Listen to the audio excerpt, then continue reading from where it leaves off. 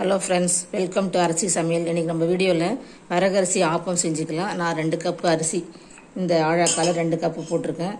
உளுந்து 1/2 கப் போட்டிருக்கேன். வெந்தயம் 1 ஸ்பூனு, வடித்த சாதம், தேங்காய் போட்டு இப்போ நான் அரைச்சிக்கலாம். இப்போ நம்ம இதை அரிசியை ஊற வச்சுட்டு 5-6 மணி நேரம் கழித்து நம்ம அரைச்சிக்கலாம். ஃப்ரெண்ட்ஸ், வரகரிசி நான் காலையிலே ஊற வச்சேன். 6 மணி இருக்கும். இப்போ வந்து 2 போகுது. இப்போ நம்ம ஊறிடுச்சு, நல்லா அரைச்சிக்கலாம். 2 கப்பு வரகரிசி, 1/2 கப்பு உளுந்து, 1 ஸ்பூன் வெந்தயம், 1/2 கப்பு சாதம், 1/2 கப்பு தேங்காய் துருவல். இவ்வளோதான். இப்போ நம்ம அரைச்சிக்கலாம். எல்லாத்தையும் ஒன்றா போட்டு அரைச்சிக்கலாம். உளுந்து, வெந்தயம், சாதம் போட்டாச்சு. இப்போ நம்ம தேங்காய் போட்டுக்கலாம்.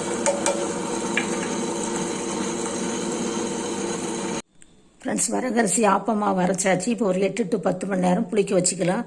ஏற்கனவே இதெல்லாம் தேங்காய் இதெல்லாம் போட்டால் சீக்கிரம் புளிச்சிரும். நம்ம புளிச்ச பிறகு பார்க்கலாம். ஆப்பத்துக்கு தேங்காய் பால் எடுத்துக்கலாம். இப்போ நம்ம 2 ஏலக்காவும் 1/2 மூடி தேங்காய் வச்சுருக்கேன்.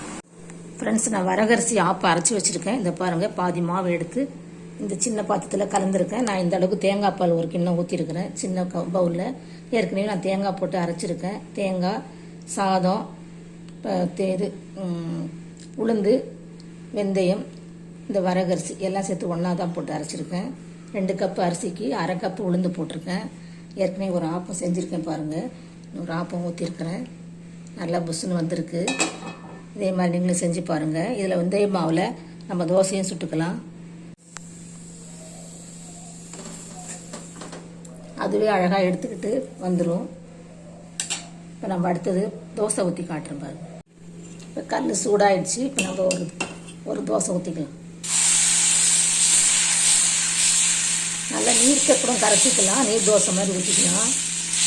நான் எப்பயும் சாதா தோசைக்கு மாதிரி தான் வச்சுருக்கேன். இதுலேயும் தேங்காய் எல்லாம் போட்டு அரைச்ச மாவு தான்.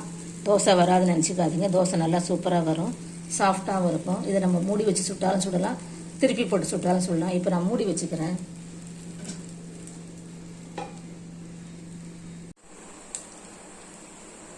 வரகரிசி மாவில் தோசை ஊற்றிருக்கேன் பாருங்கள். தோசை நல்லா வந்திருக்கு. முதல் தோசை ஊற்றும் போது ஃபோன் வந்துடுத்தால கொஞ்சம் நான் அலட்சியமாக விட்டுட்டேன்.